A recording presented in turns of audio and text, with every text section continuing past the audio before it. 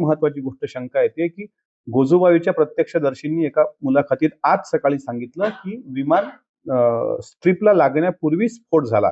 म्हणजे बजरंग सोनवणे जे खासदार आहेत त्यांनी जे काही आरोप केलेले होते की याच्यात स्फोटके होती का, विमान लँड होण्यापूर्वी जर स्फोट झाला असेल की जे काही प्रश्न आहेत त्याच्यामुळे ब्लॅक बॉक्सचा अहवाल, एअर ट्रॅफिक कंट्रोलचा संवाद, त्याच्यानंतर विमानाच्या तांत्रिक स्थितीबद्दल आणि सुरक्षा प्रक्रियेबद्दल संपूर्ण माहिती, त्याच्यानंतर दादा ज्या विमानात बसले त्या दादांसोबत एकूण व्यक्ती किती होती आणि त्या व्यक्तींमध्ये जर 6 त्या ठिकाणी सांगितलं गेलं DGCA कडून तर 5च मृतदेह कसे सापडले, कागदपत्र का जळाली नाहीत, VSR कंपनीचं नादुरुस्त विमान ज्यावर बंदी होती तेच विमान त्यांना कसं दिलं गेलं, पहिल्या दिवशी देवगिरीवर त्यांना कोण कोण भेटलं होतं, त्याच्यानंतर त्यांनी गाडीचा प्रवास टाळून दुसऱ्या दिवशी विमानात जाण्याचा निर्णय का घेतला, कुणामुळे घेतला.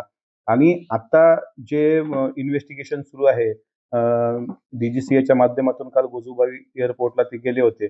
आता अशी माहिती प्राप्त होते आहे की साधारणपणे विमानतळाची धावपट्टी जी आहे म्हणजे बारामती विमानतळावर नियमाचं उल्लंघन झाल्याचं आता निदर्शनास येते आहे. VSR कंपनीने त्यांच्या पायलटचा 50-50 कोटीचा विमा पण उतरवला होता डिसेंबरमध्ये. हे पण मी पूर्वी सांगितलेलं डिसेंबर 25 मध्ये. आणि काल ह्या गोष्टीला पिंकी माळीच्या वडिलांनी सुद्धा दुजोरा दिलेला आहे. आणि 5 वेळा दादा ते पिंकी माळी सोबत असताना ते ब्लॅक फ्लाईटच साधारणपणे दादांकरता असायचं. ते एकदम व्हाईट फ्लाईट का झालं.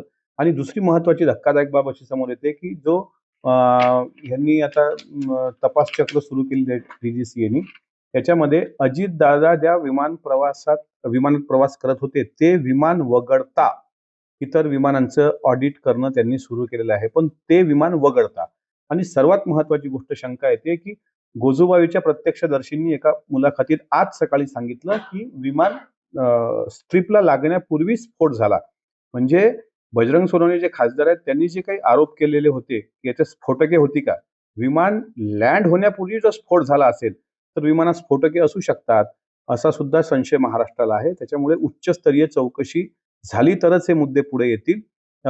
CID चौकशीमध्ये तसे मुद्दे पुढे येऊ शकणार की नाही याबद्दल थोडंसं मला हे वाटतं. म्हणून मी मुख्यमंत्र्यांना तशी विनंती केली.